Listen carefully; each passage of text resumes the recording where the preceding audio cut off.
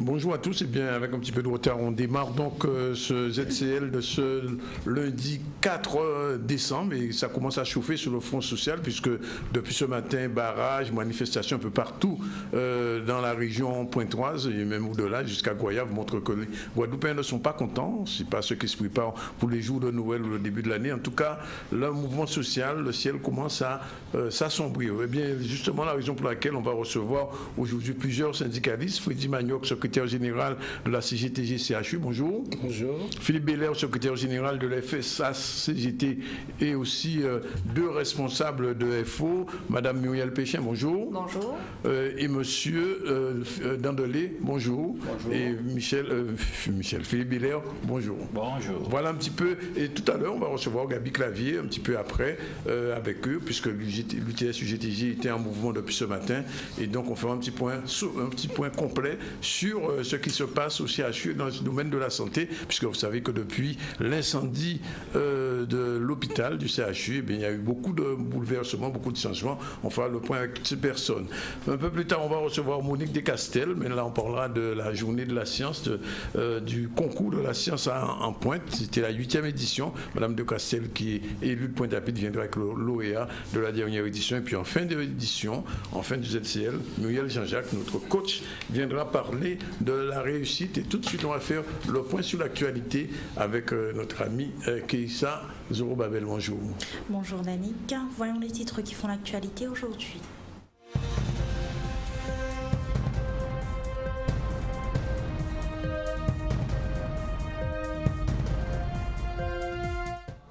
Nous ouvrirons le journal d'aujourd'hui en partant au rond-point du boulevard de Marquisat à Jarry, où la section BTP de l'UGTG a installé un blocage. Un mouvement de grève se préparait, un barrage qui un peu plus tard a été enlevé par les membres de la gendarmerie. Et partons maintenant à Goyave, où depuis ce matin, les employés de la mairie manifestaient leur mécontentement par rapport aux mauvaises conditions de travail et d'hygiène tenues au sein de la mairie. Et nous terminerons le journal d'aujourd'hui avec l'équipe éducative du lycée Carnot de Pointe-à-Pitre qui est en grève ce lundi 4 décembre. Depuis ce matin, 7 h, le personnel s'est mobilisé devant les grilles de la rue Jean-Jaurès.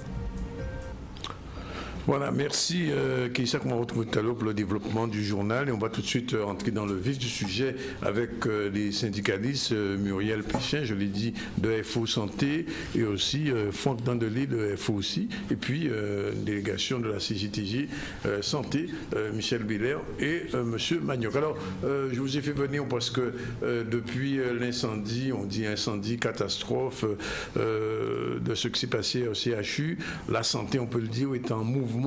La ministre est venue pendant 48 heures, on a installé un hôpital de campagne en Guadeloupe. Globalement, aujourd'hui, comment vous analysez un petit peu ce qui s'est passé et ce qui va se passer en Guadeloupe? Qui veut commencer? Donc, Monsieur Magnoc. oui.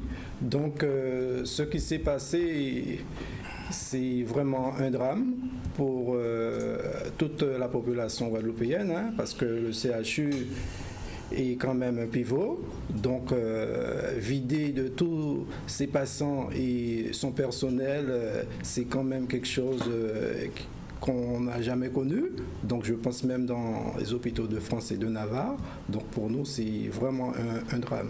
Donc il faut dire avec la mise en place de l'hôpital provisoire, donc dans l'enceinte même du CHU, donc c'est quand même un bouffée d'oxygène. Ça va permettre au personnel et à la population de reprendre confiance un peu, parce que ce sera un vrai plateau technique où on pourra recevoir 150 passages jour et puis faire, comment dirais-je, des opérations également. Mais il faut que la population sache que vraiment on est à genoux. Donc là, que ce soit professionnel, notre, comment dirais-je, notre préoccupation aujourd'hui, c'est de porter le concours pour qu'on retrouve au mieux notre sérénité dans cet établissement. Sur votre point de vue, AFO, Madame Péchet ou Monsieur Dandelé? Je peux déjà préciser, s'il vous plaît, c'est Force Guadeloupéenne pour la Santé, FO, oui. Bien sûr, donc voilà, FGS, FO. Oui, tout à fait. Et nous avons d'ailleurs souhaité nous associer avec la CGTG parce qu'il nous semblait essentiel de pouvoir être unis sur place, sur le site de Pointe-à-Pitre et du CHU pour pouvoir être réactifs sur tout ce qui pourra avoir lieu dans les jours à venir, mais que ce soit au niveau des instances, au niveau de l'arrivée de cet hôpital de campagne et de son organisation, mais aussi pour tout ce qui est les besoins de la population, ce qui peut nous remonter de la part des professionnels et des familles qui sont sur les autres établissements de santé, puisqu'effectivement, nous sommes toujours unis, réactifs pour pouvoir répondre à toutes leurs demandes, que ce soit en matière de transport, d'organisation de travail, pour pouvoir aller chercher les interlocuteurs auprès de la direction à chaque fois que nécessaire, pour pouvoir accompagner nos professionnels pour qu'ils donnent le meilleur d'eux-mêmes auprès de la population dans ce moment de crise. Alors, vous dites unis, je ne vois pas l'UTS avec vous, pourquoi? C'est uniquement avec la CGT, l'UTS est au sujet? Non, on ne dira pas ça. C'est-à-dire que dans une telle situation, l'idéal aurait été que l'ensemble des syndicats se retrouvent pour pouvoir travailler ensemble et pouvoir remettre sur pied cet hôpital qui est un outil utile à la population en termes de prise en charge pour la santé et également en termes d'outils de travail pour les professionnels de santé. Bon, il se trouve que l'UTS a pris une autre forme de revendication et que nous, il nous semblait plus utile d'être sur place donc au niveau du CHU et de faire ce travail ensemble d'information de la population également, sans avoir à défiler donc dans la rue. Donc ça après, on verra pour les autres formes d'action, mais l'idéal aujourd'hui, le principal, c'est de tout faire pour que l'hôpital puisse reprendre ses activités, que la population de Guadeloupe puisse retrouver un établissement capable de les prendre en charge, quelle que soit leur pathologie, et surtout que les professionnels de santé se retrouvent dans leur outil de travail et non dispatchés un petit peu partout, comme c'est le cas aujourd'hui, malgré que ça peut se comprendre que c'était une obligation parce que nous sommes dans une situation vraiment critique. Alors, Michel Bélair, Philippe Bélair, pardon, la question qui se pose aujourd'hui, c'est de savoir, parce que la ministre a semblé dire qu'il n'y aura pas de problème d'argent, l'État va sortir son chéquier, ça veut dire que tout va fonctionner normalement. Ce qu'on n'a pas pu faire avant, on va le faire maintenant? Je ne crois pas. De toute manière, ça fait 3 ou 4 ans que notre fédération interpelle les ministres successifs. On les a déjà interpellés à plusieurs reprises et là, nous sommes en train d'expédier un courrier à nouveau pour la ministre en fonction par rapport justement aux avertissements que nous avions déjà donnés. Et ces avertissements-là, c'était quoi? C'était qu'il fallait faire attention à prendre en compte la diversité des risques qui existent dans ce pays et qu'on ne pouvait pas se permettre de faire un bloc monolithique de santé. Il fallait impérativement jouer sur la répartition géographique, les grands risques qu'on connaît dans ce pays et tenir compte de l'expérience de terrain de chaque hôpital qui existe déjà. Donc il y a une logique comptable qui existe depuis tantôt. Elle existe. Madame la ministre est venue, sous le coup de l'émotion, elle ne pouvait pas afficher clairement la politique à venir en pareille circonstance. Mais c'est clair, c'est net que nous sommes dans un système qui marchandise la santé. Nous, en tout cas, au niveau de la CGTG, nous refusons ce système-là autant que possible. Mais, oui, mais vous dites que vous n'êtes pas sûr que les promesses qui ont été faites vont être tenues. Ça veut dire que, comme on dit chez nous, combat derrière pour manier. Ah si, ça c'est vrai. Ça, si les organisations syndicales ne se battent pas, si le personnel ne se mobilise pas, on risque d'avoir des surprises, ça c'est clair. Il faut impérativement que ce personnel, aussi bien au CHU que dans les autres établissements, parce que l'événement qui a eu lieu la semaine dernière a démontré comment il y a une articulation nécessaire entre tous les établissements privés et publics d'ailleurs. Ça veut dire que, enfin je pose la question à tout le monde, ça veut dire que la fameuse carte de la santé, carte sanitaire de la Guadeloupe, il faut la revoir finalement aujourd'hui. Est-ce que vous êtes d'accord là-dessus ou bien est-ce que vous pensez qu'il y a une négociation possible sur cette question? Elle est en train d'être revue normalement, puisqu'il y a un PRS qui va être... mais seulement... régional de la santé, mais seulement, comme toutes les planifications, ce sont des technocrates d'abord qui marquent... Définissent, qui marquent le territoire. Voilà. Il est toujours difficile pour les professionnels de terrain si à moins que ces professionnels se mobilisent, encore une fois, seule la mobilisation va permettre. La mobilisation, c'est pas forcément dans la rue. Mais oui, pour l'instant, vous n'êtes pas mobilisé. Qui vous dit ça? Non, je ne sais pas, c'est une question. Nous sommes mobilisés à tout point de vue. Oui. Maintenant, si la mobilisation, selon vous, c'est seulement dans la rue, ça c'est une autre affaire. Oui. Il va falloir démontrer. Mais ça compte aussi là, oui. Oui, bien sûr. Mais ça ne compte pas seulement. D'accord. Alors, question pratique pour les Guadeloupéens qu'on puisse comprendre. On a transporté un certain nombre de services dans des hôpitaux, dans des cliniques privées. À ce moment-là, qui paye? Comment ça se passe? Où va l'argent? Parce que les cliniques privées ne sont pas un service public, les tarifs ne sont pas les mêmes. Comment ça va s'organiser à ce niveau-là? C'est eux qui font le job. Donc mais non, mais ils sont renforcés par des personnels du CHU. Oui, de toute façon, il y aura un pourcentage qui viendra au CHU, mais l'hébergement, tout ce qui est nourriture, tout ça, c'est dans leurs locaux. Donc tout ça revient aux cliniques privées. Les cliniques privées peuvent se frotter les mains, dire pas tenir, c'est différent. On est en période de crise, de drame, donc je ne pense pas qu'ils pensent de la même façon. Ils viennent dire que la santé, c'est vrai que une marchandise. Si je peux me permettre, c'est vrai que cet événement-là a révélé beaucoup de choses. Oui. Énormément de choses. Exemple. Notamment la question du rapprochement entre le privé et le public. Oui. Jusqu'à maintenant, c'était un peu la Orlésienne pour la Guadeloupe, mais maintenant, là, on est dans l'obligation de par cet événement, mais seulement ça prouve sur le terrain que ce n'est pas encore une affaire conquise. C'est véritablement à vérifier, d'autant plus que le service public a une logique, le privé a une autre logique, beaucoup plus marchande. Quoique le service public est amené à se marchandiser aussi. Oui. Monsieur Danley, vous voulez ajouter quelque chose ou Madame Péchin? Oui, donc j'allais dire que il y a un mode d'organisation qui fonctionne en France métropolitaine. Donc la différence entre public et privé qui est très distincte. Oui.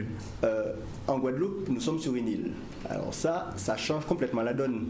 Parce qu'en France, s'il y a quelque chose qui se passe par exemple dans un hôpital de la PHP en région parisienne, vous avez tous les autres hôpitaux de la région parisienne ou de Marseille ou de, je sais pas, de Lyon qui peuvent prendre en charge tout ce qui est public. Oui. En Guadeloupe, nous pouvons compter sur les doigts d'une main le nombre de structures publiques qui existent. Oui. À part le CHU Basse-Terre, il n'y en a pas d'autres. Cap-Esther, donc il n'est pas MCO. Marie-Galante ne l'est plus. Oui. Et qu'est-ce qui nous reste? Ce sont les cliniques privées. Donc, il serait intelligent quand même que public-privé puissent se mettre d'accord, quelle que soit la configuration. Voilà, donc qu'ils puissent savoir que nous avons un point commun qui est la santé des Guadeloupéens. Donc ça doit être le point central. Et à partir de cela, après, c'est vrai que c'est un marché quand même qui est captif et qui est restreint.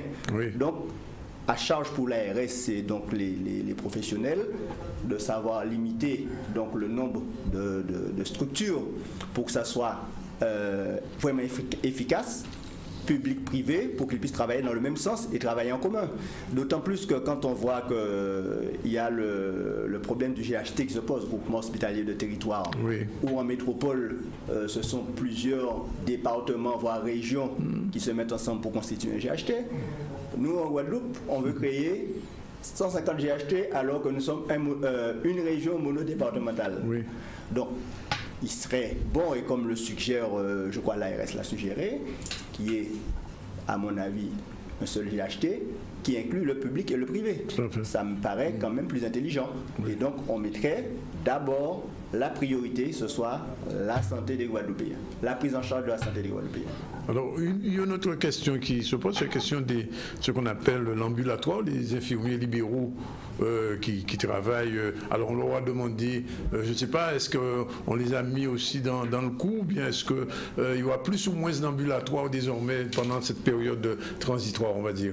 Ah non, c'est pas tout à fait ça. L'ambulatoire, c'est pas les... Enfin, les soins à domicile. Voilà, l'activité libérale. Voilà, oui, l'activité libérale. Effectivement, de toute manière, tout le monde qui concourt à la santé doit pouvoir se mettre ensemble pour travailler ensemble, parce qu'on est dans une situation qui est quand même, on va dire, de crise. Un peu spécial. On n'a jamais vu, même en France métropolitaine, ça évacuer un CHU, ça c'est quasiment du jamais vu. Oui. Donc ça c'est quelque chose qui nous est arrivé et qui doit servir d'exemple pour qu'on puisse ne plus avoir ça. Il y a des choses qu'il faudra faire en amont et chacun doit pouvoir prendre sa part de responsabilité. On n'est pas là pour juger, ça c'est le travail des juges et des experts qui feront ce travail-là.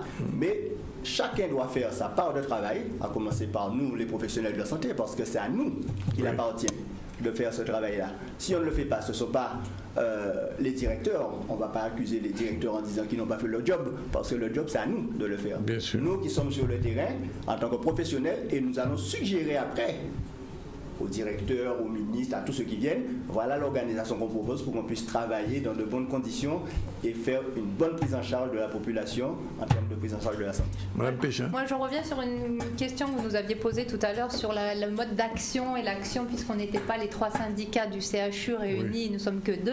Et effectivement, chacun choisit son mode opératoire. L'important, c'est d'être efficace pour la population et pour les professionnels. Et sur les choses sur lesquelles nous serons vigilants à venir, c'est quels seront les éléments de cette crise que nous allons retenir, les moyens d'action qui ont été mis en œuvre et qui ont été efficaces, et sur quoi nous devrons retravailler à l'avenir, parce que nous sommes quand même dans une zone où il peut y avoir d'autres catastrophes, pas seulement un incendie, et cette collaboration privée-publique, il va bien falloir qu'elle s'organise de façon beaucoup plus fluide. C'est vrai que ça a été un petit peu difficile. Oui. Là, on voit les choses quand même se mettre en place de façon plus organisée et cohérente, même s'il y a encore un petit peu des choses difficiles. Mais je pense que sur ça, nous allons vraiment être très actifs en restant tout le temps en suivi de post-crise aussi, à demander qu'est-ce qui se passe, qu'est-ce qui se fait. Et les commissions comme le CHSCT ou les instances qui doivent se tenir, devoir se tenir de façon correcte dans notre établissement qui est le CHU, pour qu'on puisse justement prévenir ce genre de catastrophe. Et j'ajouterais que certaines structures du privé, finalement, pour lesquelles on allait fermer des services, comme la maternité de la polyclinique ou autre, nous rendent bien service actuellement, justement, et heureusement qu'ils sont là. Justement, j'allais parler du CHBT. À Bastia, il y a eu des problèmes pour la maternité qui avait quelques difficultés. Alors, enfin, on ne va pas revenir sur le détail, mais est-ce que... Excusez-moi, si je peux me permettre, je vais rebondir justement sur cette question-là, et aussi, parce qu'en fait, nous menons une action avec nos camarades de FO, mais nous ne sommes pas d'accord sur tout. J'imagine. C'est le mal des syndicats. Comment? On va dire. C'est bien le mal des syndicats. Mais non, mais c'est la divergence d'idées. Non, mais je comprends. Sinon, il y a une seule centrale. Voilà, et on ne se mange pas là. Non, au contraire, on est au moins d'accord sur le fait qu'il faille défendre ce CHU-là. D'accord. Non, mais c'est sur le GHT. C'est là notre ligne de démarcation. C'est qu'en fait, justement, de par les difficultés qu'on connaît, climatiques, sismiques, nous estimons qu'il faut... sur le principe même du GHT, on n'est pas d'accord. Mais c'est une loi qui s'impose. Nous estimons qu'il faille au moins 2. C'est-à-dire... au moins 2. Vous dites 1. Non, je parle de la Guadeloupe. En fait, il y a 3, puisqu'il y a aussi les îles du Nord. Bien sûr. Je parle de la Guadeloupe, le Papillon. Pour nous, au moins 2. Pour ne pas mettre nos yeux dans le même panier. Cela étant dit, pour revenir à la maternité, effectivement, du CHBT, c'est une logique qui est financière, commerciale. C'est-à-dire qu'ils ont fait des statistiques. Il n'y avait pas suffisamment de bébés qui naissaient là-bas. Un peu comme la polyclinique. Oui, un peu comme Marie-Galante aussi. Alors que le matériel de Marie-Galante est tout neuf, paraît-il. Donc, conclusion, effectivement, on n'est plus dans une logique de service public, on est dans une logique de productivité, de rentabilité. En fonction de. Mais ça c'est une critique que nous faisons. Nous estimons. Mais est-ce que ça peut changer? Est-ce qu'aujourd'hui, avec la mobilisation des syndicats, est-ce que vous pouvez peser sur le PRS de la Guadeloupe? C'est ça la question. Parce que là, on est dans une période de crise. Bon, on peut accepter un certain nombre de choses, mais bon, la crise va durer. Alors, avant même de répondre à cette question, la ministre a donné la période du carnaval pour que tout rentre en ordre à la clinique, au CHU, alors qu'hier, il y avait encore une arrivée de feu. Alors, est-ce que c'est possible réellement pour le carnaval? Donc, ça va être très long. Parce que pour le carnaval, c'est vite arrivé. C'est février, là. Donc, parce que là... c'est possible ou pas possible? Pour moi, ça va perdurer. Oui. On va rentrer peut-être dans des services au CHU, mais pas dans la tour sud. La grande tour. Ça fonctionne. Oui, là, ça va fonctionner la tour. Pas totalement. On est en train de faire ce qu'il faut que ça fonctionne. Péchin? Oui, pour l'instant, ils sont en train de remettre en état ce qui peut être mis en état pour progressivement pouvoir réinvestir la tour. Est-ce que les personnels sont prêts à reprendre dans ces conditions-là? Ça, c'est la question syndicale, ça. Alors, attention quand même. Il faut faire... Il faut que ça soit garanti. Voilà. Il y a une première chose, là pour l'instant, nous devons attendre le rapport des experts. Oui. Après le rapport des experts, ils vont nous dire qu'est-ce qui est possible de faire. Et c'est qu'à partir de ce moment-là qu'on pourra chiffrer en termes de temps, en termes d'argent, dans quel délai on pourra rentrer dans l'ensemble. D'abord réparer. Oui. Alors, donc il faut savoir que là où il y a eu le feu, c'est les tâches techniques et c'est le poumon de l'hôpital. Donc si les tâches techniques ne fonctionnent pas, l'hôpital ne pourra pas fonctionner comme les ascenseurs vont pas fonctionner, les clim, etc. Donc il faut attendre quand même. Bon, il ne faut pas qu'on s'avance, il faut qu'on attende le rapport des experts et à partir de ça, parce que sinon on pourra spéculer, mais on n'est pas là pour entrer dans la spéculation, il faut qu'on soit pragmatique et donc attendre, aller pas à pas, attendre le rapport des experts, à la suite du rapport des experts, chiffrer ce qui peut être fait rapidement, et puis par la suite, et bien progressivement. Bon, on est parti pour une année là. On est parti quand même pour longtemps, parce que pas une année. On est parti quand même pour longtemps. Pas une année. Et ça va coûter aussi cher. Voilà, c'est alors, justement, c'est la question que c'est peut-être la dernière question avant qu'on se termine, il va être 13h. Avant cet événement, l'ARS et le ministère de la Santé et des Affaires sociales traînaient les pieds pour investir de l'argent pour réparer cet hôpital. J'ai vu que pour la sécurité, il y avait à peu près 3 millions d'euros qui étaient prévus. Alors, si je comprends bien, aujourd'hui, on va injecter... Pardon ? 5 millions. 5 millions, pardon. On va injecter 5 millions ou plus pour réparer, et puis dans 2 ans, dans 3 ans, on va tout casser, c'est ça ? Là, c'est deux problèmes différents.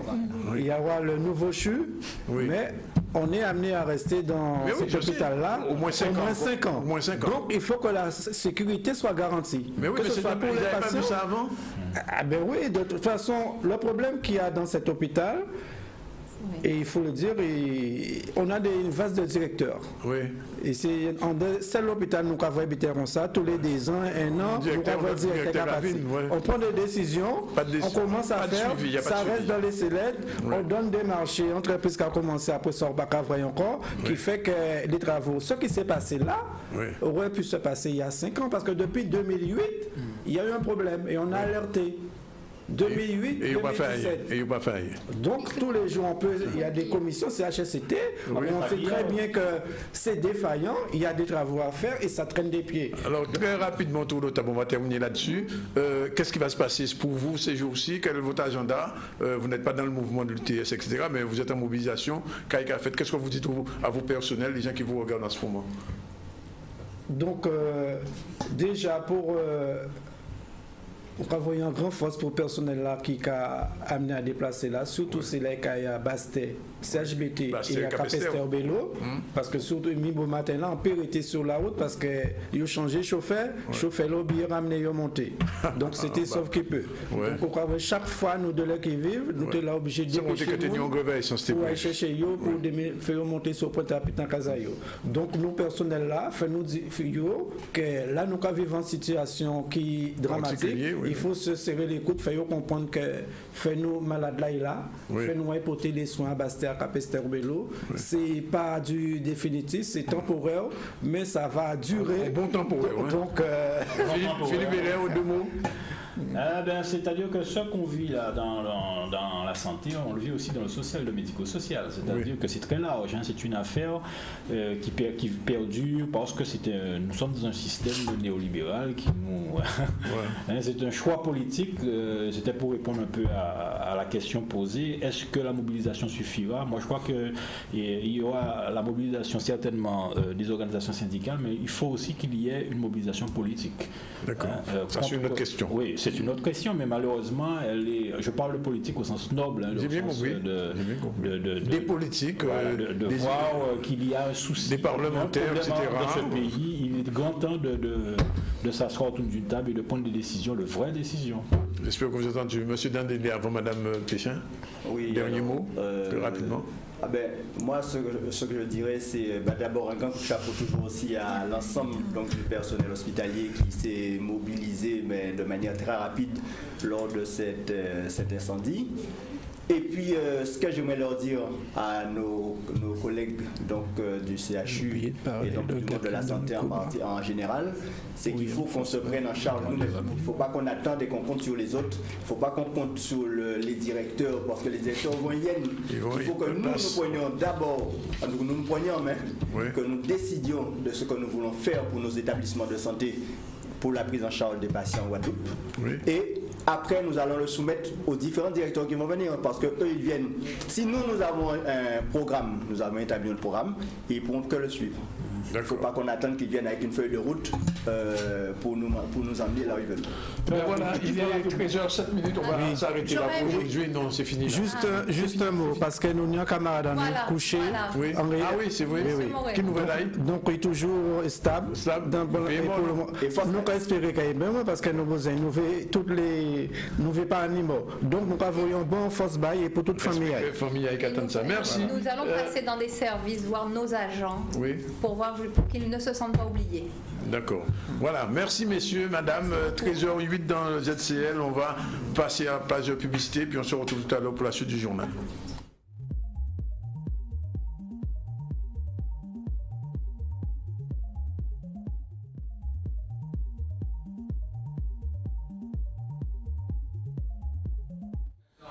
Voilà, il est 13h14, retour sur le plateau du ZCL en direct de RHT, Radio Haute Tension, et C10 FM, la 103 FM, vous pouvez nous écouter en radio si vous êtes en voiture ou si vous êtes chez vous, si vous n'avez pas ni télévision, ben on y radio. Voilà, on va tout de suite faire le rappel des titres avec Keïssa et développer tout de suite le premier sujet. Nous avons ouvert le journal d'aujourd'hui en partant au rond-point du boulevard de Marquisat à Jarry, où la section BTP de l'UGTG a installé un blocage. Un mouvement de grève se préparait, un barrage qui, un peu plus tard, a été enlevé par les membres de la gendarmerie.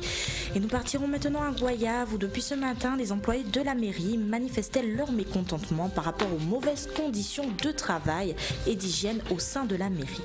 Et nous terminerons le journal d'aujourd'hui avec l'équipe éducative du lycée Carnot de Pointe-à-Pitre qui est en grève ce lundi 4 décembre. Depuis ce matin, 7h, le personnel s'est mobilisé devant les grilles de la rue Jean Jaurès. Et oui, comme nous vous l'annoncions, depuis 6h du matin, la section BTP de l'UGTG a provoqué un blocage en disposant des pneus au niveau du rond-point du boulevard de Marquisat à Jarry. Ils dénoncent des conventions signées mais non respectées, des patrons qui, selon eux, ont falsifié des documents et ne respectent pas les lois des travailleurs. Un peu plus tard, ce barrage a été enlevé par les membres de la gendarmerie. Reportage Michel Héraclide. Oui, je de la mobilisation, parce que je de là dans le BTP, tout ça qui a fait là, c'est pas normal, que le patron pas respecté doit travailler, et nous avons signé des accords avec eux, ils n'ont pas respecté. Je de là, nous, le BTP, nous debout, Jarry, et mi résultat, mais ça nous avons nous, mi résultat, je de là, c'est mon bleu, nous, là, on va réclamer droit à nous. Mais nous avons dit, puis que jamais que nous sommes debout, et nous avons mené le combat là pour nous mener. Alors, je de là, nous mobilisons un point là, et nous là, et nous payons la guerre, camarades. Et nous avons dit, qui les collectivités, qui le patronat, commencer à arrêter parce que nous, le BTP, le BTP, nous commençons à assez. Et nous ne pouvons pas continuer. La population Guadeloupe, nous mobiliser dans le BTP, c'est pour nous tous. C'est pour tout le monde nous devenir nous. C'est vrai qu'il y a un salarié qui ne peut pas comprendre certaines problématiques que nous avons relevées, mais c'est à juste valeur.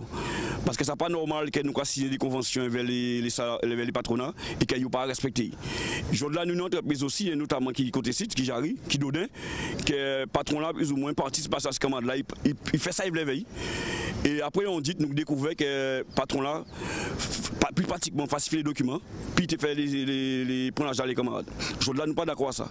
Et nous avons dit que nous péquons ça passe. Alors si nous avons dit le peuple guadeloupéen, nous pas de bout pour de bout. Nous parce que nous avons une cause qui est conséquente et nous continuons à battre. On va quitter momentanément le fonds social, on va y revenir tout à l'heure, puisque Gabi Clavier est déjà avec nous, on va parler encore de santé. Mais pour l'heure, on va revenir sur la 8e édition du concours de vulgarisation de recherche des étudiants de l'Université des Antilles. On reçoit pour cela Madame Monique Descastel, bonjour. Bonjour. Et vous êtes avec la lauréate de ce concours d'ascension. Pour nous expliquer un peu comment ça s'est passé. Alors, bonjour auditeurs de Canal 10. Alors, le concours de la science en pointe est un concours qui est organisé conjointement par l'Université des Antilles et la ville de Pointe-à-Pitre. Il ne faut pas oublier que la ville de Pointe-à-Pitre, même si elle est une ville d'art et d'histoire, c'est aussi une ville universitaire. Donc, c'est pour cela que la ville de Pointe-à-Pitre s'est jointe à l'université. Alors, les doctorants qui sont inscrits donc, à l'Université des Antilles présentent leur candidature et à l'issue de cette candidature, il y a une présélection qui est réalisée et 5 candidats sont choisis. Il y a 5 finalistes, c'est ça? Voilà. Oui. Et les 5 finalistes présentent en mairie de Pointe-à-Pitre donc leur diaporama. Et à l'issue donc, de cette présentation, il y a 2 jurys. Il y a un jury composé donc, de professeurs de l'Université des Antilles, et ils sont 5, et un jury composé de socioprofessionnels ou même quelqu'un qu'on peut choisir parmi le public pour pouvoir équilibrer. Et donc... Oui. Et vous êtes venu avec la lauréate, l'une des lauréates. Oui, voilà. Oui. Donc, c'est celle qui a gagné. Celle qui a gagné, alors. Quel était le projet proposé? Donc moi, j'ai proposé une analyse comparative des usages politiques de la presse dans la Caraïbe de 1960 à nos jours et les cas de la Guadeloupe et de la Dominique. Alors, qu'est-ce qui en ressort sur cette analyse comparative? Est-ce que la presse dans la Caraïbe est plus développée que chez nous ou pas? En fait, l'objectif de l'analyse, c'est de faire le lien entre visibilité médiatique et victoire aux élections. Oui. C'est comprendre en fait comment les hommes politiques utilisent la presse lors de leur campagne électorale. Alors j'aime bien le mot utilise la presse. Alors expliquez-nous un peu comment on utilise la presse, parce que moi, je suis journaliste, je n'ai pas le sentiment d'être utilisé. L'usage, c'est ce qu'ils en font en fait. Quelles sont les stratégies qu'ils mettent en place par rapport à leurs accès aux médias? Comment ils vont utiliser cela à leur avantage pour s'assurer d'être visibles dans le champ médiatique et ainsi être visibles aux yeux des citoyens et pour cela remporter les élections. Alors, est-ce que dans votre analyse, je ne sais pas, c'est quelle période vous m'avez dit? 1960 à nos jours.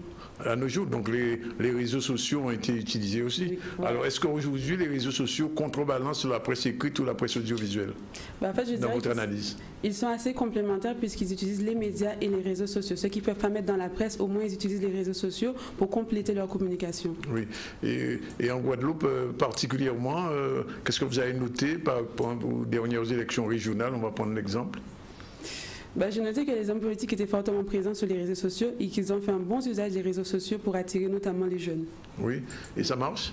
Oui, ça a marché. Oui. Vous avez fait des sondages, enfin, ou une analyse simplement du corpus que vous avez choisi? Justement, pour le moment, je suis en train d'analyser les corpus et je me prépare à aller au terrain. Oui. Et sur combien de médias vous avez fait ça? Donc, je dois utiliser un média numérique, un média papier et un média audiovisuel. Dans chaque pays?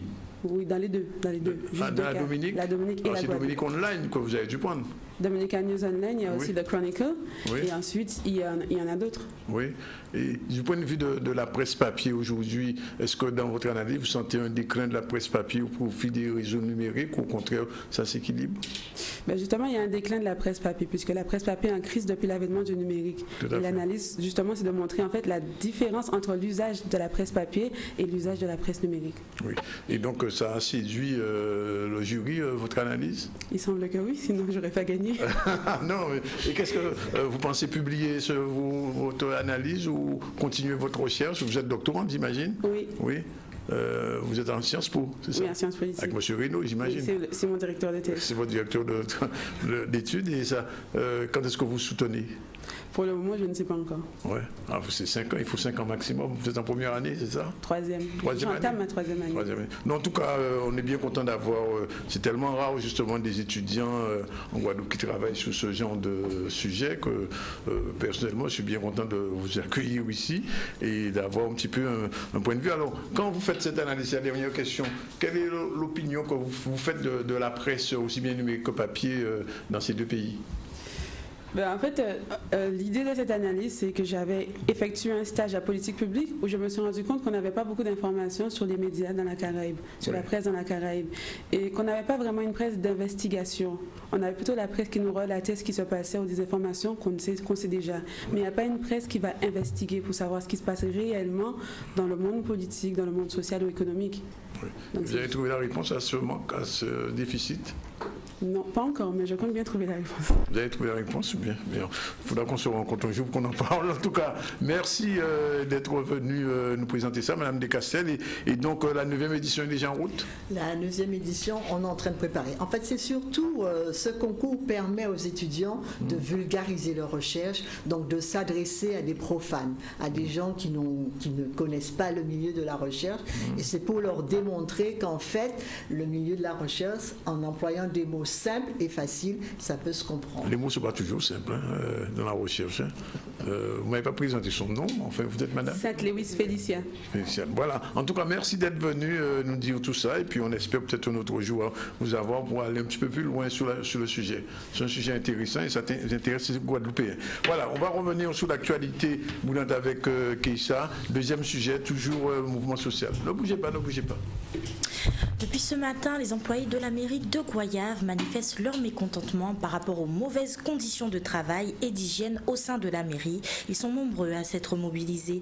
Ils réclament une nouvelle réunion avec le maire de la commune, Ferdi Louisi, des images de Chris Kevin Magnier. Nous avons dans l'ensemble des communes de Guadeloupe et nous faisons un piquet de grève incident puisque depuis 2012, nous signons un accord avec M. Louisi pas qu'à respecter et ni aussi des décisions de justice vis-à-vis de certains camarades qui pas qu'à appliquer. Donc aujourd'hui là nous décidons, nous avons rappelé aussi que il était question qu'un médiateur est venu voir nous en début d'année concernant le conflit incident. Nous faisons réunion avec jusqu'à maintenant, nous n'avons pas d'informations. Nous disons que nous allons passer à l'action. Et le problème est que nous décidons de régler ici maintenant. Ça, il faut nous régler de façon définitive, puisqu'il y a trop longtemps ça a traîné à Goyave. Et lui, je ne pas qu'à travailler à rien, pas qu'à respecter à rien. Alors, c'est la raison qui fait que c'est nous debout de jeu de là. De toute façon, dans l'appel général, nous crions, ce n'est pas que Goyave, nous aussi l'ensemble des secteurs en Guadeloupe. Et nous allons continuer, c'est commencer ce jeu de là. Mais tout le temps, nous pas régler un conflit avec Louisi de manière définitive, nous ne pouvons pas arrêter. Nous, là, les normales, nous, là, les à travailler, depuis le travail qui vient, je de la mairie, là, il ferme, effectivement, mais nous pouvons continuer, qui ferme, je de là, qui ferme demain. Premier butin, il faut aussi que nos médiateurs, puisqu'il y a Louisi, on ne peut pas parler à rien, il a signé, il a engagé, il pas respecté. Donc, nous, là, effectivement, depuis gros bonheur, et nous allons continuer le combat à nous, et on a pensé que pour là, ça, nous pouvons gagner le combat là pour travailler à Guadeloupe. Nous allons rappeler encore, les travailleurs à Guadeloupe, nous allons dire aussi, on ne peut pas payer, parce que ce n'est pas la peine qu'ils paient. La revendication là, c'est pour eux. Et la revendication que nous possédons à Goyave, c'est sur la revalorisation du régime indemnitaire, application à protocole, harmonisation des quotas horaires, conditions de travail, hygiène et sécurité, mise en place des CTCHS. C'était une série de points qui a concerné uniquement le travail à Goyave. Et les mêmes points là, ça nous a réglé dans d'autres communes. Et pourquoi nous ne pouvons pas régler l'incident? Et voilà, il est 13h25. Vous êtes en direct de RHT 89.8 et de C10 FM 103. On se retrouve après la pub.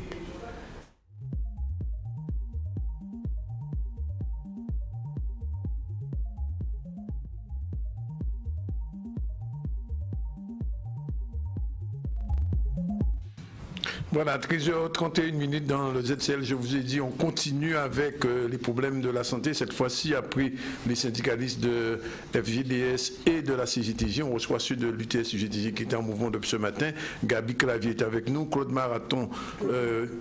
Claudine Marathon de l'UTS et Julien Noël, tous les trois sont là pour nous parler un petit peu de la situation après coïncidence entre ACLA, diffé au CHU, devant Malais, Panique. Alors, première question, un mouvement à vous matin là, est-ce qu'il a été nécessaire pour vous autres?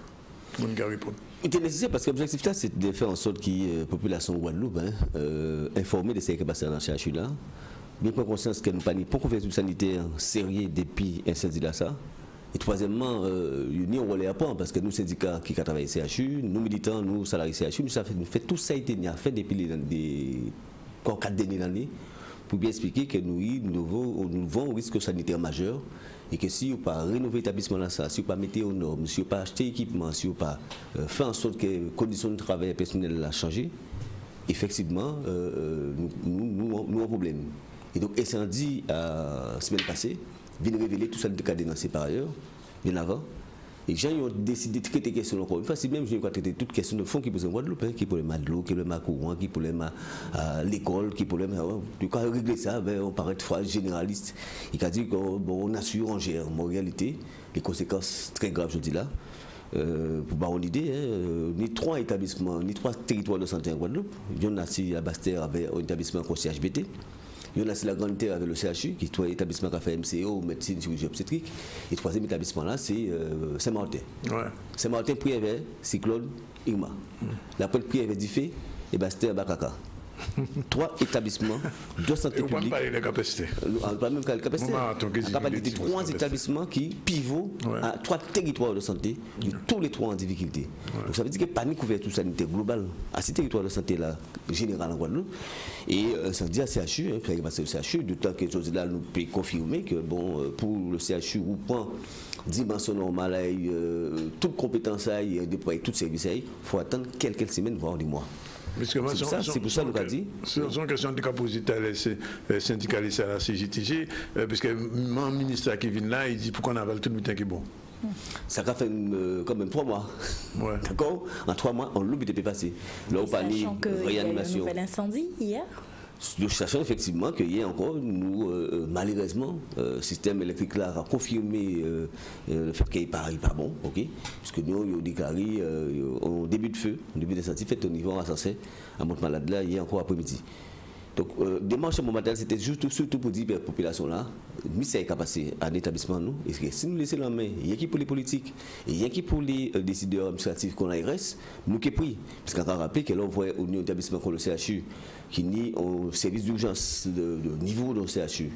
Là où il y a un service de réanimation adulte, service de réanimation bébé, là où il y a toute l'imagerie médicale, les radios, radiothérapie, radio interventionnelle, mais radio diagnostic également qui est en HS, là où il y a des services comme la neurochirurgie, la neurologie, toute la chirurgie pédiatrique, la chirurgie, tous les traumatismes, là où il y a un service de maternité qui est HS, là où il y a un service de grand-bulé qui part à marcher, et ça pour plusieurs semaines, ça veut dire qu'il y a un panier.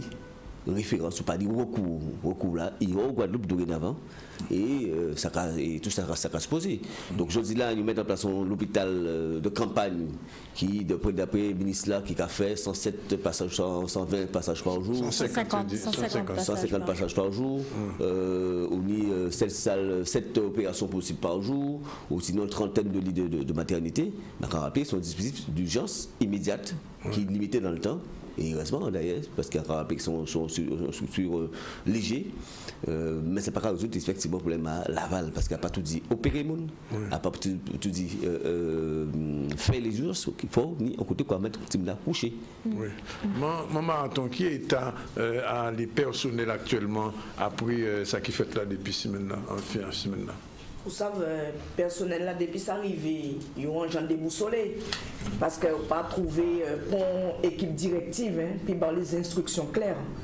Nous avons qui viennent, nous ni des personnels, nous avons qui viennent dire bonjour, là, on peut pester, demain on bastait, ou quoi parti gosier, ou quoi aux eaux claires. Donc c'est un personnel qui est complètement déboussolé. Mais quand on a dit avec nous, soutien nous à l'ITS, nous avons porté manœuvre pour que les cadres aussi prennent responsabilité à eux et que nous bon travailler nous en organisation qui est censée. Parce que c'est vrai que la situation là difficile, où les gens peuvent satisfaire tout le monde, mais nous minimum quand même pour respecter parce qu'on sont soignants avant tout et nous savons que là on voit des gens soignants pas bien en tête, pas bien à dans corps même puis faire un travail, ils capoter en soin.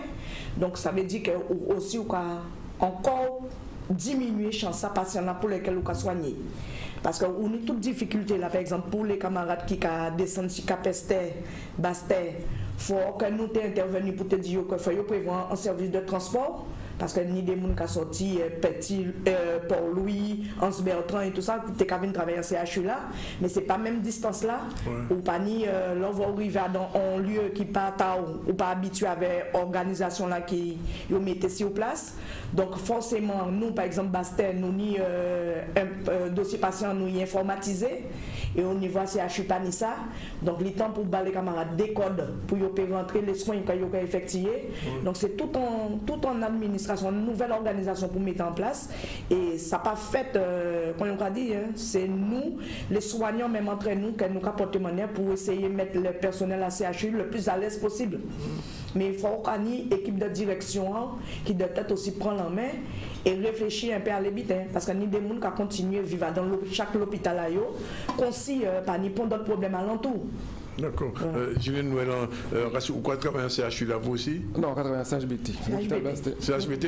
Alors justement, tu as parlé de tes fermées maternité là, en fait, il y a une polémique, enfin, je sais ça, parce que on sait que tu as un combat qui mène là.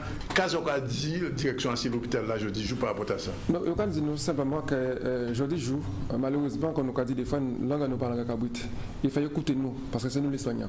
Vous posez la question là, est-ce que ça justifie que nous descendons là? Nous, on doit informer la population là pour dire situation là. Nous on doit dire pas compter ces gens ça parce que nous avons un discours lycée alors que la réalité c'est nous qui connaissons, c'est nous qui au chevet des patients. Je dis jour, combat nous mener, combat personnel à base mener justement pour te garder niveau à maternité à pédiatrie niveau 3. Vous voyez nos besoins aujourd'hui là.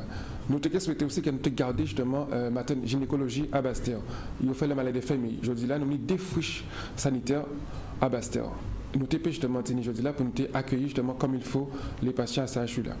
Nous commandons chaque fois nous cognons justement en portant l'ARS pas qu'à occuper de nous.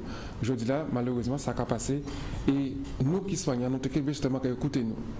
Nous à l'arrêt et nous qui à l'arrêt tout le temps justement que pas considérer les Guadeloupéens comme des êtres qui méritent une santé comme tout partout en France. Surtout par rapport aux problèmes que nous avons rencontrés. C'est vrai qu'à là par les autres jours du jour, nous sommes là pour 10 populations. Guadeloupe, Ponga, aujourd'hui jour, santé à nous pas assurée. Non seulement en termes de sécurité, mais en termes de continuité et de qualité de soins. Parce que ce n'est pas un hôpital de campagne qui garantit nous en prise en charge optimale. Nous pas aujourd'hui jouer dans une situation d'état de guerre, nous pas aujourd'hui jouer dans une situation de catastrophe naturelle. Malheureusement, désastre à CHU là qui fini justement anéantissement des pions trimestres à l'ensemble des outils publics à soins Guadeloupe. Quand il reste dans ça, uniquement les privés vont série nos crédits des délinquants de la santé, des commerçants de la santé. Est-ce que c'est là capable justement de soigner l'Européen comme il faut? C'est les questions qu'on a posées. Aujourd'hui, là, nous voulons des outils qui répondent à besoin de santé à nous. On pose des questions à là, d'autres syndicats qui étaient là. Est-ce qu'il faut ouvrir carte de santé à la Guadeloupe pour la PRS là? Mais si. Nous avons toujours demandé ça. Oui, ça, je suis demandé, mais est-ce qu'on arrive à écouter les autres? Oui. Moi, je dis, est-ce qu'il n'y a pas écouté? Non, c'est le problème là, parce que. Pourquoi je vais à l'ARS? Nous posons des questions là.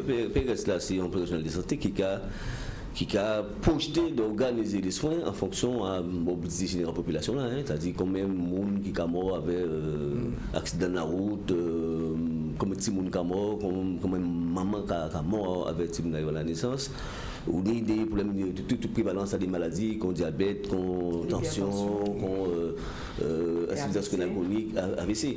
Donc c'est ce schéma, des réalités de santé qui a projeté d'organiser des soins, qui est en soins de ville, qui est en soins de proximité, mais qui est en soins hospitaliers, ou bien en soins hospitaliers délocalisés à domicile. C'est tout ça qui est organisation de soins, c'est des grands schémas, hein, le handicap, le vieillissement et autres maladies métaboliques. Et ces schémas-là, ça qui est mis en place, mais il faut savoir que ce schéma-là, ça, il a collé à la réalité, mais également il a collé à des injonctions, à des grandes directives nationales. Je dis là, gros problème à la France, c'est le vieillissement. Le problème à la France, c'est le handicap. Le problème à la France, c'est l'exclusion. Mais le problème à la France, pas aussi gros problème à nous. Aujourd'hui, là, nous, au pays archipélagique, avec des risques majeurs, comme vous savez, ni cyclone, ni souffrière, ni tremblement de terre, et au niveau d'organisation, des structures même qui vieillissent. D'où l'idée, encore une fois, et en plus de ça, nous avons un système là, qui a demandé de faire économie. C'est-à-dire que dépenser moins, même si des problèmes de santé majeurs, même si structurellement pas, même si bâtiment pas au nord. C'est qui est le CHU. Il y a comme des CHU.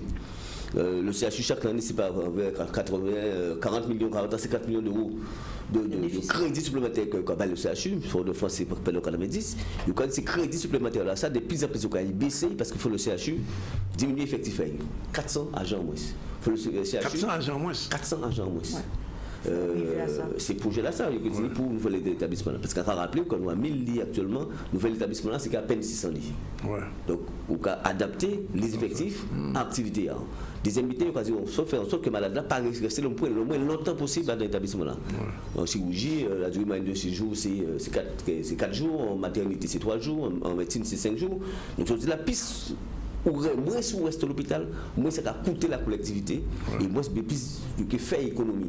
Sans compter que nous lié au fait de fonctionnement, nous faisons des éléments, personne là est mobilisé pour des médicaments, pour des bétadines, pour acheter de l'eau pour malades, chocolat pour tout le monde. C'est des questions comme ça.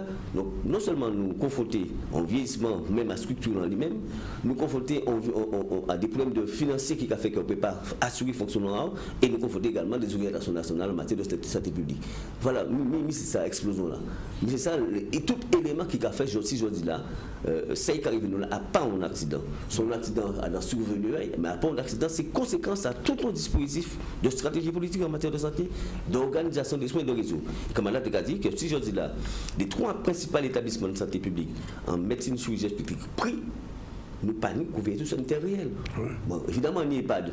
Évidemment, on a des lits hospitaliers qui permettent de nous coucher. On n'a pas tout de mettre nous coucher. Là, on fait un accident aujourd'hui là, en AVC, le CHU, centre de référence en AVC, en Guadeloupe, si vous voyez, il n'est pas pris en charge tout de suite, il dead. On pas obligé de faire grande école pour comprendre ça. On madame Jodla qui ont quand un grossesse à risque, on bébé à 500 grammes, de toute façon, il ne peut pas prendre en charge s'il n'est pas évacué tout de suite. Ok? Sur mon brûlé aujourd'hui là, cette référence en grand brûlé, c'est le CHU, il prie. Si on fait un accident pour aujourd'hui là, cette référence qui sont hyper bas, même dans Martinique, c'est le CHU, il prie. Pour l'IRM, c'est même bien. Pardon? IRM. Non, nous ni IRM privé, ou ni Sébastien, on peut faire le tri. Nous peut gagner IRM, pas de problème. Question générale, nous que vous donnez ça, est-ce que ça arrive là, qui permet d'améliorer le système de santé là, ou bien qu'il est plus mauvais, on veut dire, après, pas juste là, mais dans les mois qui viennent, puisque nous avons un CHU qui est en construction, ça là, il va être plus ou moins réparé, est-ce qu'à Vie Azote, ça peut permettre qu'il ARS, qui ministère de la Santé et Affaires sociales, que le ministère est là, de vraies réalités à la santé en pays en nous. Pour nous, réalité là, c'est que ça a prouvé nous, ça a arrivé CHU là, ça veut dire qu'on nous a défendu depuis un certain nombre de temps, quel que soit le point de territoire là où il est là, il doit être trouvé un système qui répond à besoin de santé. Donc ça, nous avons espéré fortement que par rapport à ça qui arrive là, que l'ARS finit par tendre bitin là ça. Nous pas dit qu'il faut nous équiper autant que le CHU. Nous devons comprendre qu'il faut effectivement un service de référence public, tous les moyens pour faire les premiers recours. Mais il faut que si on arrive en côté, mais nous pouvons répondre suffisamment tôt pour ne pas créer ça, nous pas créer perte de chance à patient là que nous avons soigné là. Donc c'est ça nous avons souhaité surtout qu'elle reste comme ça. Parce que quand il y a dit tout schéma là qu'il y a prévu là, c'est concentrer au maximum pour soi-disant dépenser moins l'argent, mais nous avons vu que là où que amener à faire schéma là ça, nous avons pris toujours.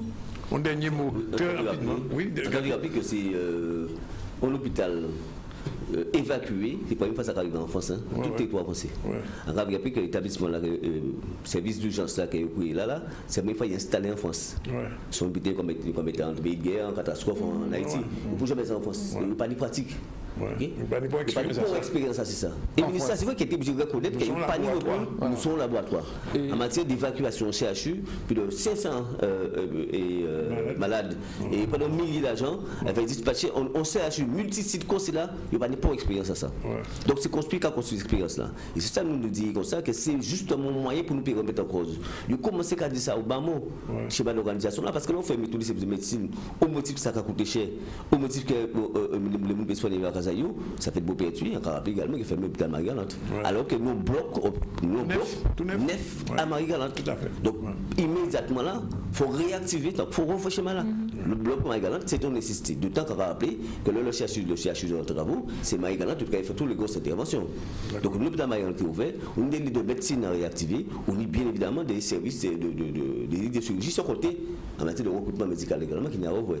Donc c'est tout ce schéma-là qui très certainement sera obligé à reposer les choses. Et je crois que c'est ça? Absolument. Absolument. On nous débat, on discute de réalité et non calcage à ce qu'a fait en force. On dernier mot, et donc ça veut dire que la mobilisation à qui continue.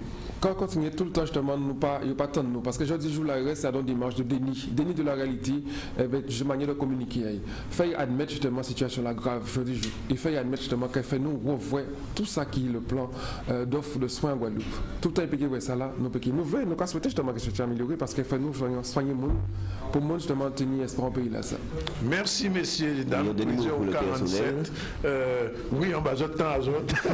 On te pouvez voir. Et nous allons continuer là avec ça qui a fait. Je la cite à Guaya, vous parlez? À Carnot. Au Carnot aussi, il y avait un blocage.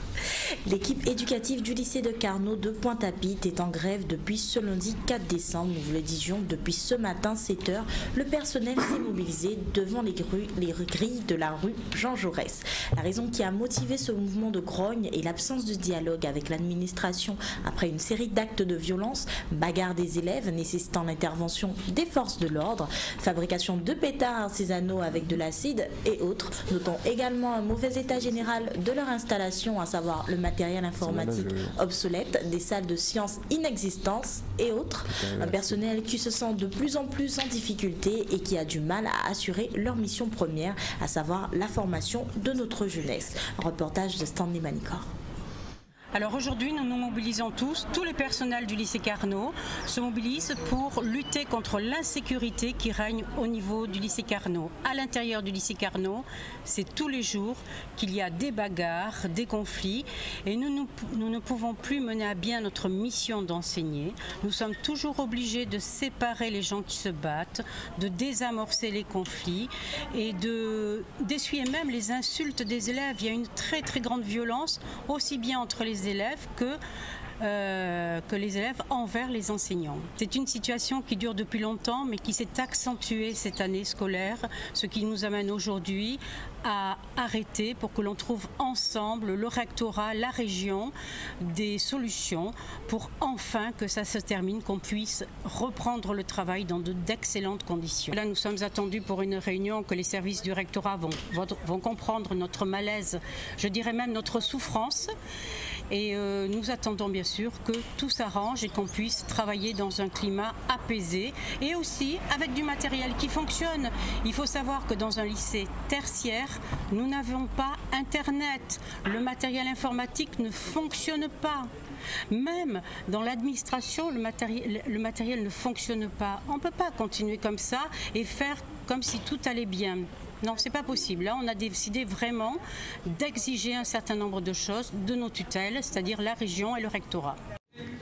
Un mouvement de grève au CHU de Pointe-à-Pitre. Depuis ce matin, nous vous le disions, les employés ne sont pas satisfaits de l'hôpital de campagne qui a été installé dans le parking de l'EFS. Ils dénoncent ce matériel insuffisant et des outils de travail manquants. Ils souhaitent que l'État puisse prendre ses responsabilités et apporter des solutions qui sont concrètes. Des images de Stanley Manicor. Un mouvement de grève au CHU de Pointe-à-Pitre. Ce matin, les employés ne sont pas satisfaits de l'hôpital de campagne qui a été installé dans le parking de l'EFS. Ils dénoncent un matériel insuffisant et des outils de travail manquants. Ils souhaitent que l'État puisse prendre leurs responsabilités et apporter des solutions concrètes. Des images de Stanley Manicor. Je dois nous mobiliser suite à l'incendie qui est fait dans l'hôpital mardi passé pour nous demander l'État français prendre responsabilité à eux afin de réparer l'hôpital là le plus rapidement possible pour nous puissions rentrer en local en nous pour nous puissions travailler. Mais non, l'hôpital de campagne sont vaste blague, il prend en charge les pathologies lourdes. Nous recevons notre à l'ARS direction CHU qui a dit comme ça que les urgences les plus importantes qui sont faites aux eaux claires, en sachant que les eaux claires pas en capacité de prendre l'urgence. Donc c'est que des bobos logiques que monde qui est opéré dans là. C'est clair qu'il y a une salle d'accouchement au monde qui peut accoucher, mais après un hôpital de plein exercice, un hôpital de campagne. C'est un hôpital qui fait un temps de guerre qu'il a pour assurer le minimum. Mais c'est vrai que là, quand il y a dans l'hôpital compagnie les outils nécessaires pour que ça travaille, après ça faut faire vivre, etc. La prise en charge pas optimale. Et c'est ça nous commandons, prise en charge optimale des malades, c'est-à-dire que nous revenons dans local en nous. Comme à Champ-Larry La Pointe, nous avons parti ici dans, nous avons passé la rue Fébeau devant la préfecture et nous avons revenus en CHU là.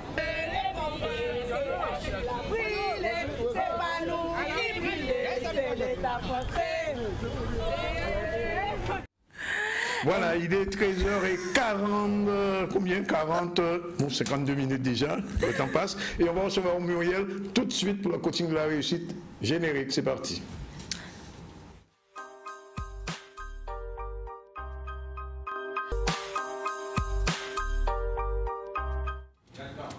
Bonjour à tous, alors aujourd'hui on va parler de stress et du stress pendant le temps des fêtes. Il y a un stress pendant le temps des fêtes. Ah, il y a toujours un stress. Hein. Pourquoi? Parce que je trouve qu'on cavale, ça a commencé, les chantés Noël ont commencé. D'ailleurs, samedi dernier, bon, on a eu Canal 10, vendredi et samedi. Oui. On a eu également... On a bien senti le stress ici, n'est-ce pas, Tannick? Bien sûr.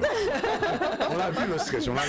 Alors, on a eu celui de Canal 10, on a eu aussi celui de Plus Belle la Rie. Oui. Vous savez que je soutiens l'association à fond. Oui. Et puis, bon, il n'y a pas seulement les chantés Noël, il y a les comités d'entreprise qui se font. Il y a aussi des choses qu'on a à finir.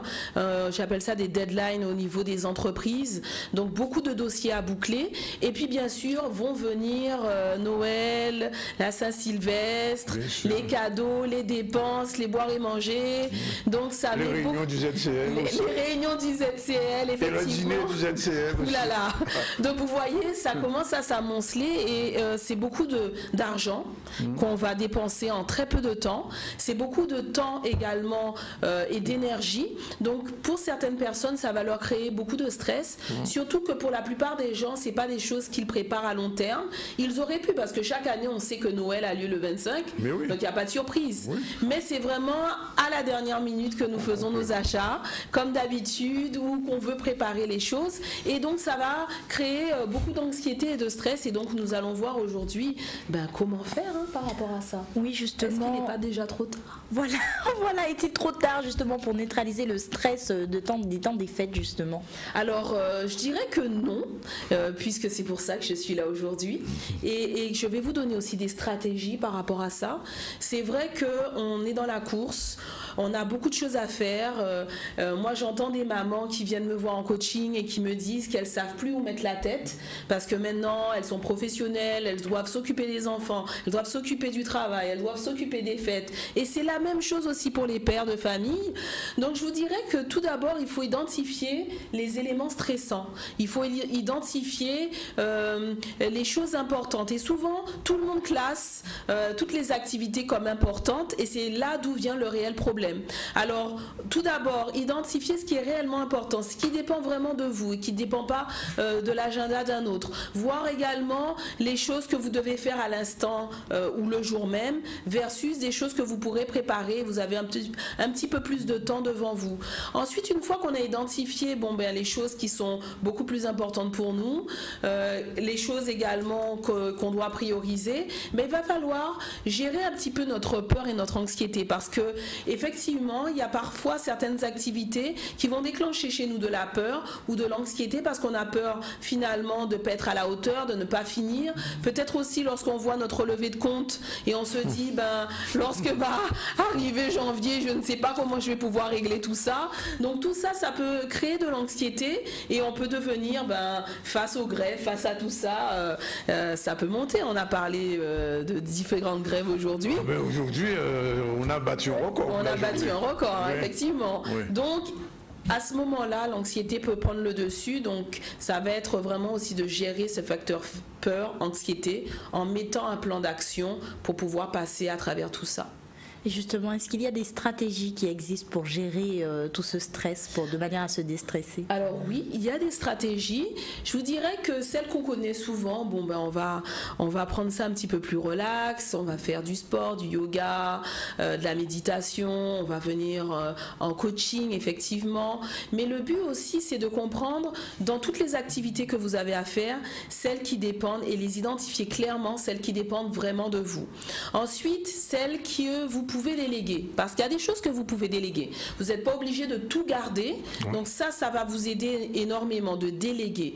Et puis troisièmement, vous allez voir les activités qui dépendent réellement de vous. Alors celles-ci, vous allez mettre en place un plan d'action pour pouvoir les faire au fur et à mesure, sans vous mettre des activités comme toutes les activités en une journée, il faut que je les fasse. Parce que moi j'ai déjà vu ça, on se met des petites notes sur notre cellulaire, puis ça sonne toutes les 1 heure, donc ça monte de l'anxiété. Donc il faut faire attention à ça. Donc réguler, puis vraiment planifier tout au long de la période du temps des fêtes. Mais dis-moi, comment faire face justement aux imprévus, à nos obligations personnelles et professionnelles sans perdre la tête? Alors sans perdre la tête, ça va être la difficulté surtout pendant les temps des fêtes. Je vous dirais, vous pouvez faire du coaching.